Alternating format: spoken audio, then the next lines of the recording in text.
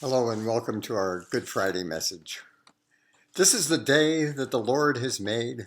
Let us rejoice and be glad in it. Somehow today, the psalmist's words seem to ring hollow. It must be difficult for us to feel joy today, as difficult as it was for the disciples in Jesus' time, 2 millennia ago. It's a very different pain that we're feeling today, to be sure, but our pain is very real.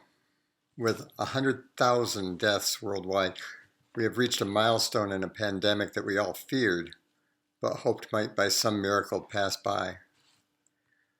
I'm sure the disciples were also hoping for some miracle that day that seemed to pass hour by hour. It must have seemed as though time stood still.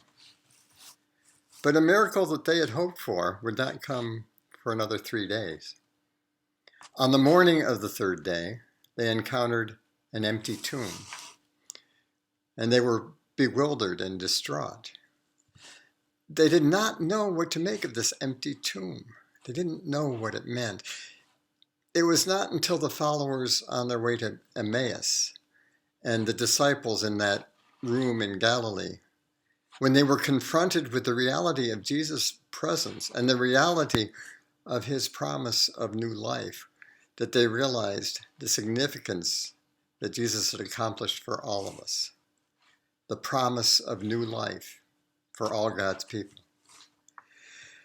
The promise is not for the dying, it's for the living.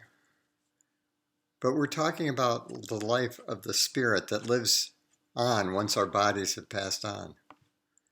The promise that if we love, bless, and serve one another as Christ loved, blessed, and served us, then we can do that for all God's children. And then we can restore the brokenness and bring healing to a distressed world, bring peace to God's people on earth as it is in heaven. This is the promise and the challenge of Easter. May God's continual presence bring comfort, but may it also bring a call to serve and love one another with new life. May it be so. Amen.